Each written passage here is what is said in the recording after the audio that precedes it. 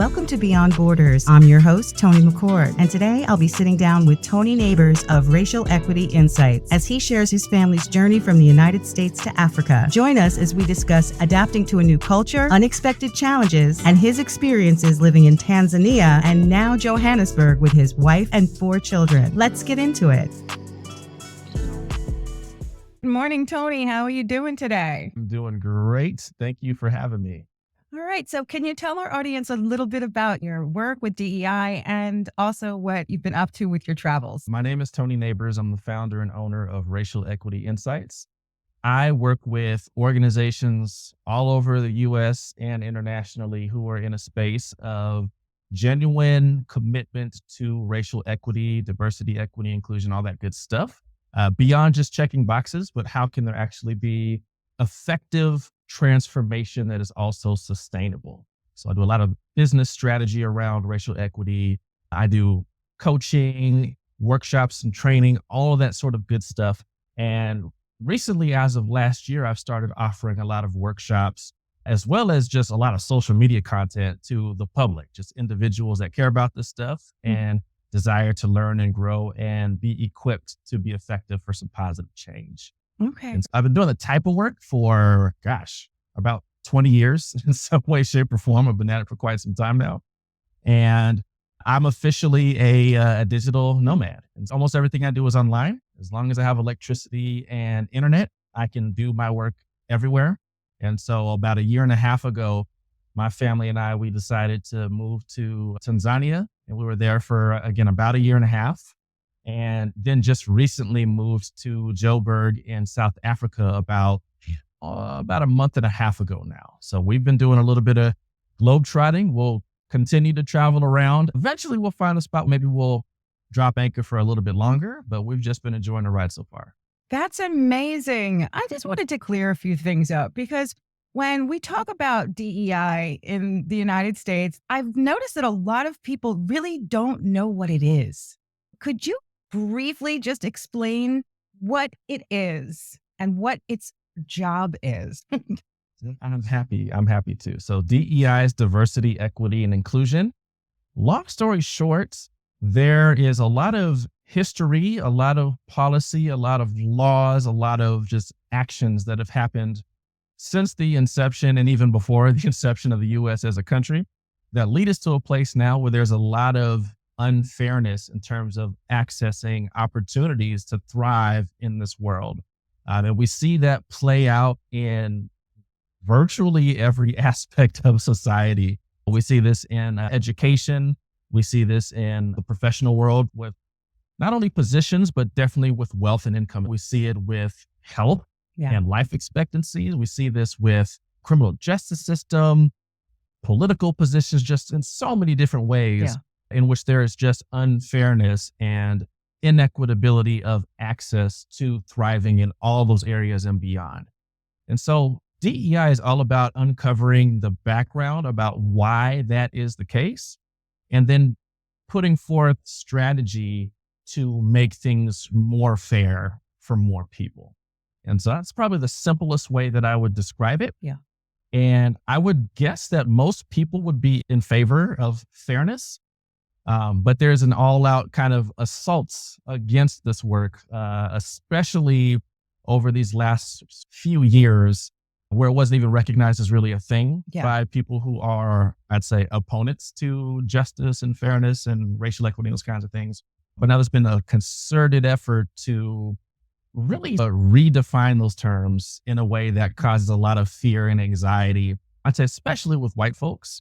And so I think it's important that we have an actual understanding about what it is that we're talking about, what the purpose of it is, and why it's something that everyone should be excited about. The world functions better when more people have more opportunities. Businesses thrive more. People have deeper communities and people have more opportunities for personal growth. There's just so many different benefits to DEI, both in terms of professional settings and just in the world. And so that's definitely the angle that I like to take because I'm really passionate and excited about it and want other people to be that too. That's an amazing description because I think that a lot of it has been convoluted. I've noticed that there definitely has been a redefinition of what it actually is.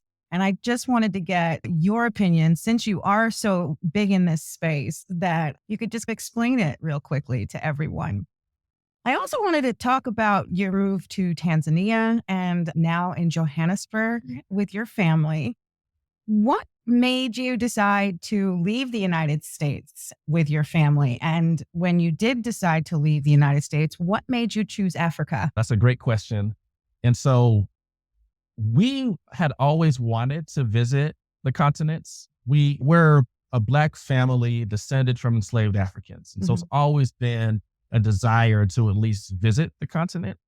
And so we knew we had met a family at church years and years ago from Tanzania. I'm sorry, local folks say Tanzania. Yeah, I know that. We usually say Tanzania. I'll probably say no. But we knew a family from there, which is what put the country on our radar in the first place. And so my wife was doing research and doing a bunch of Googling and watching videos of other U.S. American folks that have been over there. And it just seemed like an interesting introduction to the continent for us, because there is enough English spoken that we wouldn't be just completely lost, but then a lot less, I'd say, westernization there compared to maybe other parts of the continent. So it just seemed, maybe this can be just a really new experience for us to feel a little bit about what it is to have an African experience that is less influenced by the West. I definitely wouldn't say it's not devoid of Western influence, but definitely a lot less Western influence. And then also it's really easy for Americans to get a visa in Tanzania. So there's way less hoops to jump through. We literally needed to do nothing on the way there. We bought our flight. Of course, you need your passport. We didn't even you fill in your visa form when you arrive. And the visa form is maybe about the size of a phone. You just fill in this little tiny form with really basic stuff about where are you from, where are you going, what kind of work do you do, some basic stuff like that. And then you're able to be there for 3 months at a time. And then there's stuff you need to do to keep renewing it 3 months after that, but it's very straightforward and easy. So that's why we chose Tanzania to begin with. And yeah, we were there again for about 1.5 years with a little bit of traveling in between, because some of that is required and necessary.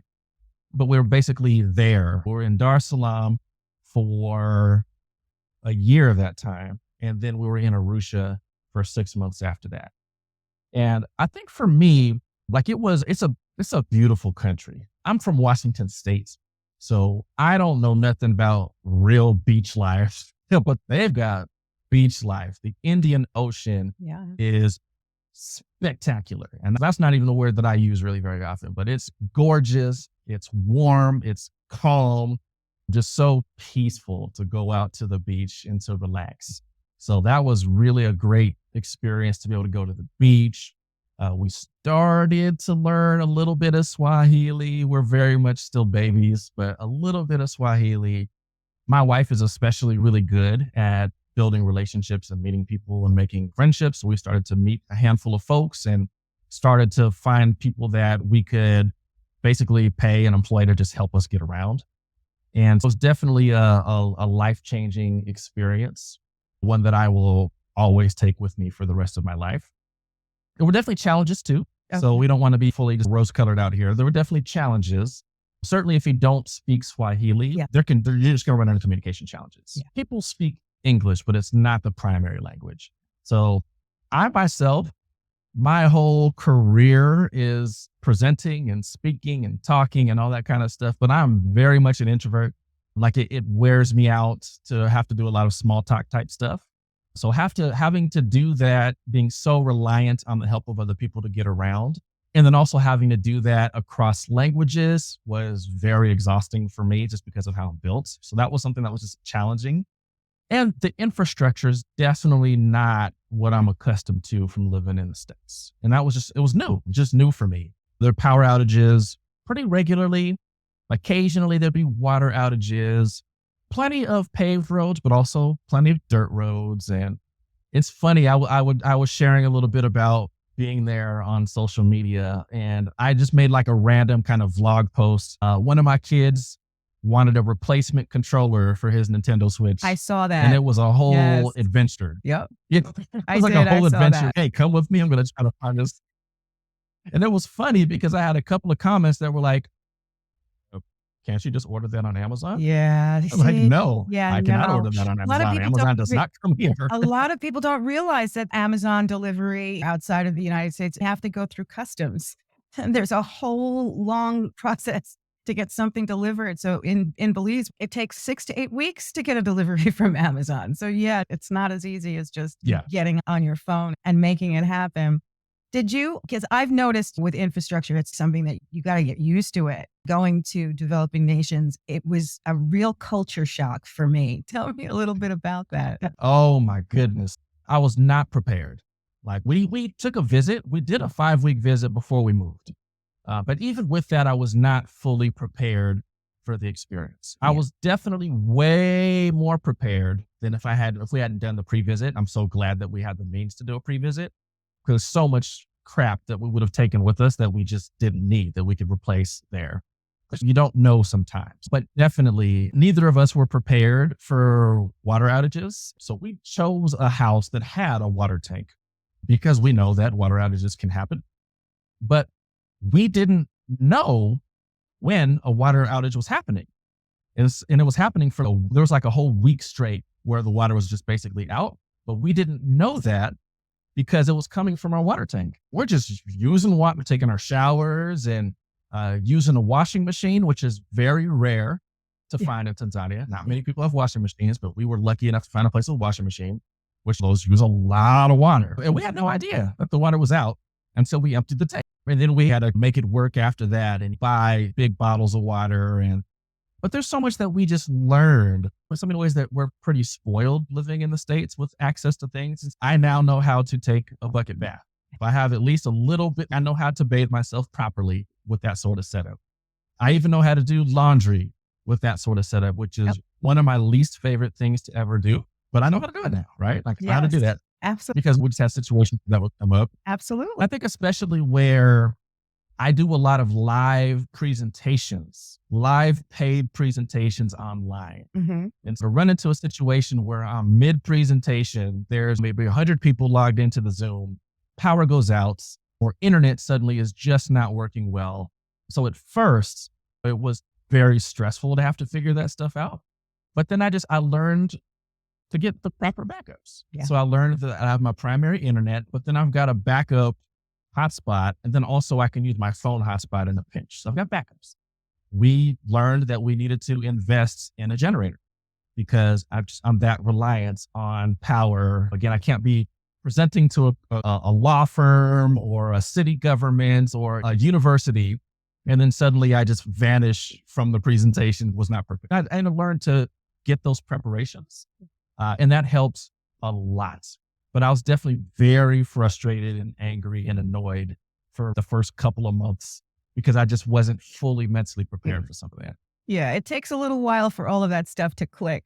When I first left the United States, I went down to the Southern Caribbean, and it was a very remote area of the Caribbean. And everything was water catchment. There was no water on the island. So everything came from the rain.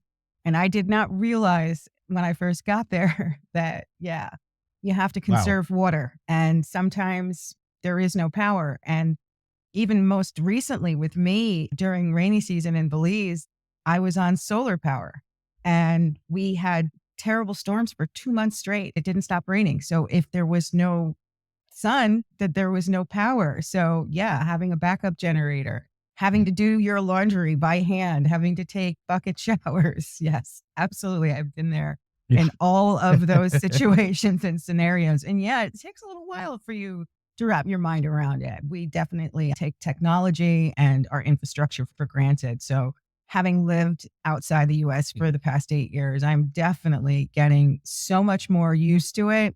And I appreciate it so much more when I'm back in the States. I wanted to ask you, have you noticed that there has been an exodus of Black people from the United States? Yeah, I would say for me, it's all anecdotal. I haven't really done research to capture any hard numbers or anything like that. But I've even had, a couple of friends that we'll call it the Black exodus. It's just Black folks that are deciding to head out. I think I've made that observation as well. And I think that in particular, over the last, maybe if I had to guess, maybe 5-ish years, there's been a lot of, I'm most aware of Black folks because that's my main community of moving out of the States. Yeah. And I think that I saw a big burst of that happen in response to the murder of George Floyd and just like the fear and the violence that happens in the States, as with COVID. Well, just a lot of fear about COVID spreading in the US and all the different sort of lockdown, just how everything was flowing. Yeah. And then there were, anybody tuning in, please fact check me if I'm incorrect about this, but I want to say that there were some pretty stunning statistics in Africa of showing just significantly lower numbers of spread and death and all that kind of stuff on the continent. To be fair, at least part of that is probably due to some countries that just are not capturing data. That, to be fair, and to be even on that.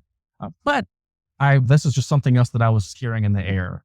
And yeah, it continues to be a pretty scary experience living in the States where we don't know what could happen with the random police stop. We don't know if we're going to be treated fairly in the education system or if we're going to get a fair shot at work.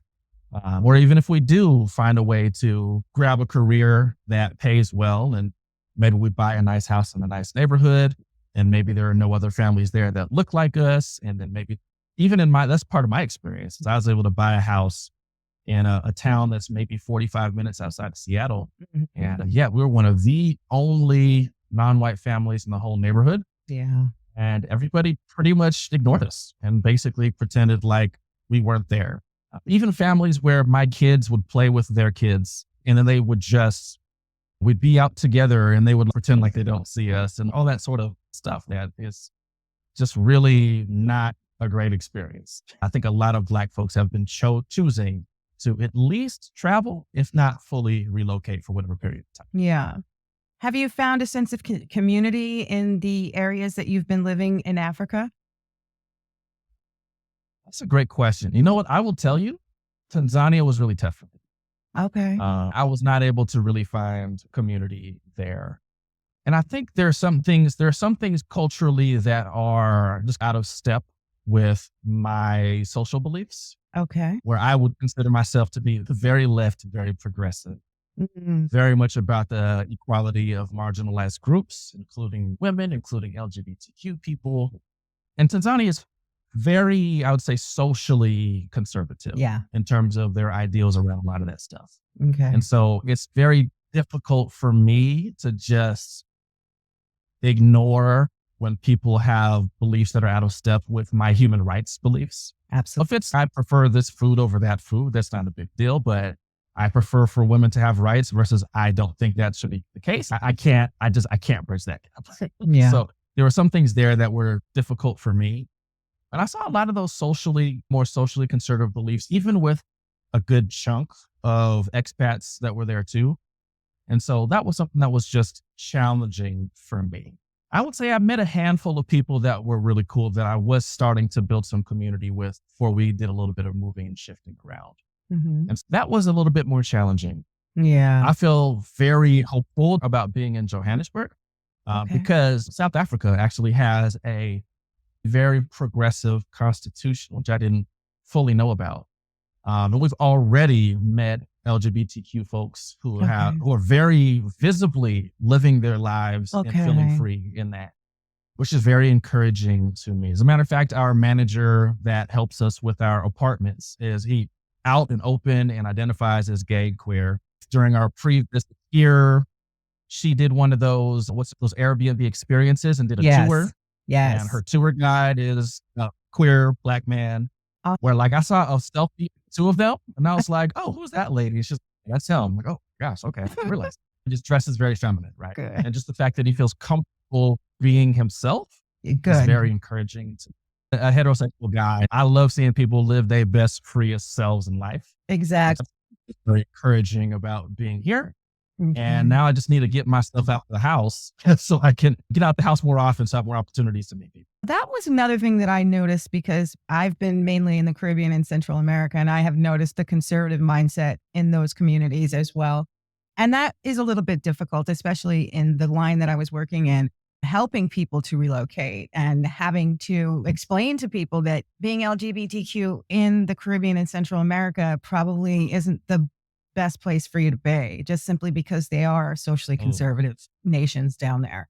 You have to find your place in the world that is going to be accepting. Those are the kind of things that you definitely have to research. And being out of step with your beliefs. I mean, for me, even I have more progressive beliefs than most of the people in the nations that I was living in. And I found that there were a lot of people from the States that would go to those countries and then their beliefs would get even more amplified. So it was just sometimes a very uncomfortable situation for me. So now I'm just trying to figure out where in the world I want to go, because wherever it is, it definitely has to be open to all kinds of people, different kinds of lifestyles, just different kinds of beliefs, and accepting of it. And I think that society as a whole, I think that's the direction that this world is moving into. And I'm hopeful for the future, but it is very frustrating when you run into those very old mindsets and ways of thinking and being. Yeah. Yeah, for sure. I agree. How has your family been adjusting to being abroad as a family unit? Like you were talking about your wife, how she's really good at bridging gaps and making conversation and starting relationships. And then your children, I saw the pictures of your kids. They're so cute. So tell me a little bit about your family dynamic, moving abroad and living in Tanzania and now in Johannesburg. So my kids are so flexible and go with the flow that I think in general, they've been just going with the flow. They have actually, this is something that's cool because this was unprompted, but two of my kids just verbalized that they really liked that they look around and people look like them. Because that was just never their experience living in Washington. So that's just my heart. This is beautiful that they acknowledge that and they appreciate that and enjoy that. So that's something that's really cool. My oldest son loves animals and we'll say most bugs, not all bugs, most bugs. And so to be in like a tropical climate is just like his jam. You can find lizards, you can find whatever bugs and insects that he likes. We saw like a little baby, I don't know, some sort of butterfly-ish creature, but this thing was like this big. They got this picture of him holding it and it's like big old giant creatures or whatever the case is. He was loving that. There was like a few months where we were living in a space that just didn't have as much green around it. So that was not the best because have that easy access to that. Yeah. But he is really enjoying that too. And how old are they? And then my wife, my boys are 12, almost 10, 7, and 4. So I have to like think about it. There's so many of them. My wife had a great experience. Like she had a great experience of just building community, meeting people. She is especially gifted at creating community space for women and then just encouraging and building people up. She has made several specific women's spaces that have been very nurturing for community and also pouring back into her, just getting reconnected with parts of who she is that have been more difficult to find in Washington than just having kids and that kind of thing. And she even wrote a book. She wrote a book that's basically about empowering women during their cycle. The book's called Moontime, Malika Amrab. No. So anyway, it was a really growing space for her in a lot of different ways. I think a lot of ways she was living her best life, that she was able to experience. Yeah, she's able to experience those things and build that community, that kind of stuff. She also loves freshness and newness. And so she's, hey, what if we check out South Africa? I'm like, I'm down. Okay, let's definitely check out South Africa. And the kids have really been loving it here in South Africa for very shallow reasons. They love the fact that the internet is faster. They love the fact that there's more fast food options, really basic type stuff. Yeah, there's also a lot more to do also, like more zoos and museums and parks and all that kind of stuff, which has been really nice also. Certainly, some of the growth has been just by challenge and just figuring stuff out. And there's definitely been ways that it's been even challenging in our relationship of just figuring out, like, how do we do things here and how do we find community here? And there's definitely, I don't want to put forth this idea or this image that it's just been all butterflies and rainbows. There's definitely been some pretty tough parts to it and tough seasons. But it feels like another one of those things where even with the tough pieces, there are very significant spaces of learning and growth that come from those spaces. Yeah. Even with the stuff that's been challenging, I still feel just a sense of recognition of the necessity of some of that for our growth as well. Yeah. It's funny that you should mention with your relationship, because I recall speaking to a couple of my previous clients, and there were instances where there wasn't a complete agreement between the partners, whether that was something that they should really be doing together. And I had to tell them that unless the two of you are cohesive and on board with all of this together, this will test your relationship like nothing ever has. Honestly, in all of the years that I have been traveling and living abroad, I've met so many people that are single now, but they started out as couples, leaving the United States to travel the world together. And it just didn't work out because they weren't open to learning how to communicate and be in relationship with each other in a new environment. Because it's not just about living in a different country. It's how does your relationship change when you move to this other country? Because it's going to be different. You're going to be adjusting to different spaces, and everybody adjusts to things differently. So if you're not adjusting together in a positive way, it could turn into a disaster. And not just that, is that you have children on top of it all. You're not just doing that in the United States. You're doing that in a completely foreign environment with different languages and all the things that go along with it. So if you don't have a supportive partner within all of it, it is just a disaster. No, that's all very true. And I think especially in the context of wanting to set accurate expectations for people, I think that's really important. I think all of that, even on top of just natural changes, we're both 40 and biologically there's stuff going on with me and stuff going on with her. And so just ways in which we're growing as people physically, we're figuring ourselves out mentally, emotionally, we're figuring out our own relationship. And on top of all that, we've been married for, almost 17 years. We've been together for a really long time. Congratulations. Thank you very much. And we're not the same people that we were when we were in our early 20s and got married. Figuring all of that out together. Who am I at age 40? And what makes me tick? What are my values? And what are my needs? And that kind of thing. And her doing the same. And then us figuring out, okay, what does that look like for us to walk this road together as kind of new people compared to who we were before, and to be able to do that together and to support each other and find all those spaces of in sync.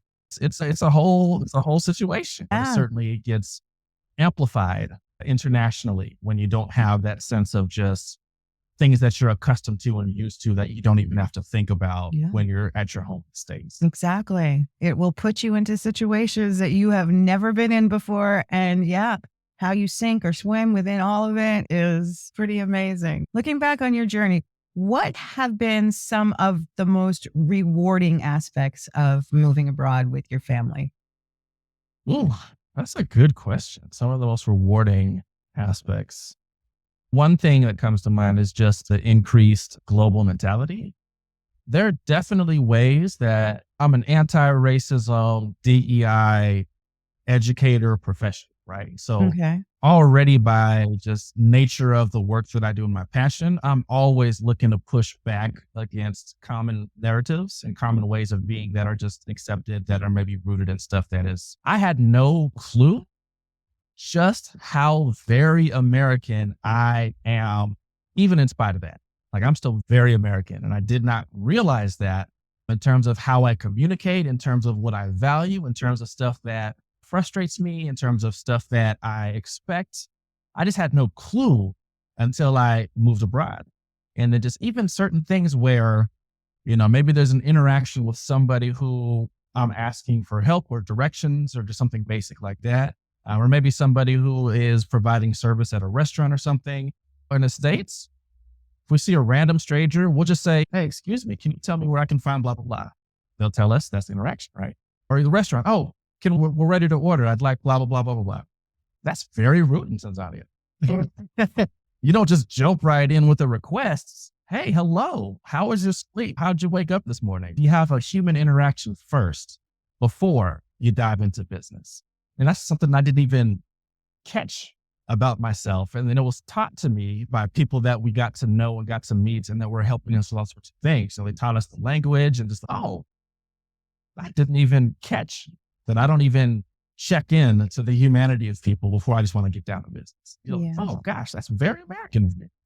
I didn't realize that was in there. So just this more global understanding of self, definitely a high appreciation of being able to observe how just interdependent people are in Tanzania. Yeah. There's such a community aspect of connecting and helping and all that kind of thing, where we had a situation where we had the gift of traveling to Zanzibar for a few days, and we brought our driver with us. But he didn't do much driving in Zanzibar, but he helped us to translate, and of course we paid him and all that kind of stuff.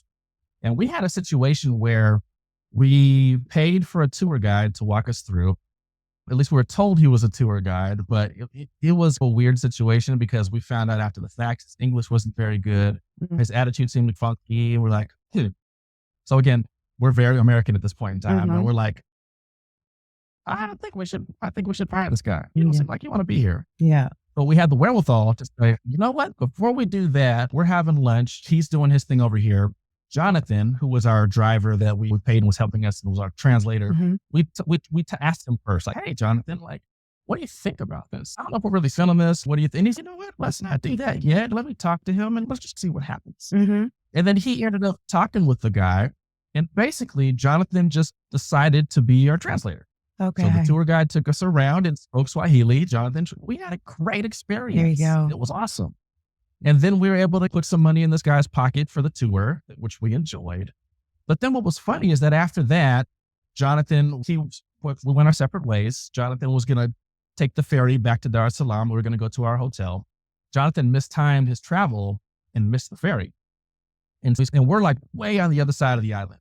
And he basically just called the tour guide. Oh my gosh, I missed my ferry. Can you help me to find a hotel situation that fits my budget? And the guy was super helpful and got him connected to lodging that was super comfortable, felt good. We ended up paying to make it so it wasn't a financial burden. And it's just that interconnection with these are two strangers that had never met before that day. Yeah. And they were just automatically looking out for each other and going above and beyond and putting forth all this extra effort. That's something that was just so educational for me. Just these ways of being that I just never would have occurred to me to do humanity in this way outside of this. So that sort of stuff I think is just really cool that I hope will not wear off. I hope I'll keep remembering that stuff and look to find ways to embody it in my life too. I think that more so outside of the United States, that is the norm, especially when you get into developing nations where everybody helps everybody out because we all win when we all win. So it's just much more common to find those types of situations once you leave the United States and people aren't so siloed and cut off. Yeah. Is there anything that you think you might have done differently now looking back? If I could do anything different, gosh, I don't know. I don't know what I would have done different because certain things, even things that were tough, I had to experience them to learn. There were certain ways in which financially we had to be very vigilant with certain financial interactions because it's a developing country and people gotta hustle to make it happen for them on a daily basis. Yeah. And we ran into some situations where we were taken advantage of. But I feel like ultimately it doesn't harm us long term because we've got USD and I'm a business owner and ultimately it's not destroying us even in ways that we might be taken advantage of. Yeah. So I think being able to learn and see some of those things and be able to figure out how can we be understanding and gracious and generous, but then also be in a position where people are not treating us like we're just dumb foreigners that don't know anything. I want to be respected in the same way that I will be respectful for all people. And so learning what that looks like in Tanzania, it's just very different than what it looks like in the States. And then I think ultimately we got to a place where people that we worked with, we got to leave them better off than when we started working with them, but in a way that's honoring to their humanity, not the sort of, hey, we're the U.S. savior is going to fix everything. No, we're respecting mutual respect of humanity, but then also trying to be, generous and kind with those interactions too. And we would never have known or learned some of that stuff if we didn't have some of the not so great experiences from the outset. Maybe I would have waited a little bit longer before making the move because I don't think I was maybe fully emotionally ready for when we moved. But my wife, she was very ready to go. So we eventually just went. So maybe if I would have waited a little bit longer for myself to just feel fully emotionally ready, that probably would have been one thing I would have done differently. Okay. But I think the experiences that we had, we really needed to have. I understand that. Okay, so is there anything that you'd like to share with our audience about where our listeners can connect with you and follow your journey or learn more about your work in DEI? Yeah, so I am pretty consistent with sharing stuff on social media, particularly about my DEI work. At Racial Equity Insights, Instagram is the main platform I use. I also use TikTok to a lesser degree. Very rarely I might be on LinkedIn, but it's usually Instagram or TikTok. Also my website, www.racialequityinsights.com. And I work with businesses globally that are looking for support in this area. And I also have public classes that I open up for any individual that might want to pop in and have some education for their personal life. Okay. And I also have on-demand e-courses on my website too, www.racialequityinsights.com /stores where the courses are at. Yeah, please feel free to follow me, check my stuff out. And I try to be very practical and clear with my communications. Wherever your experience might be, you're gonna get something out of it. All right. Thank you so much, Tony, for joining me today. I had such a great time talking to you and getting to know you and learning more about your experiences traveling to Africa and living there with your family. And I will be following along your journey and checking you out on social media too. Thanks so much. Awesome. Thank you so much, Tony. Thanks for having me. Thanks for joining me on Beyond Borders. I want to extend my thanks to Tony Nabors for sharing his story with me. And I hope you've enjoyed this glimpse into a digital nomad family's African adventure. Don't forget to subscribe to my channel for future updates as I explore the stories that go beyond borders and inspire us to appreciate the beauty of our world. Until then, keep dreaming, keep exploring, and embrace the journey of life.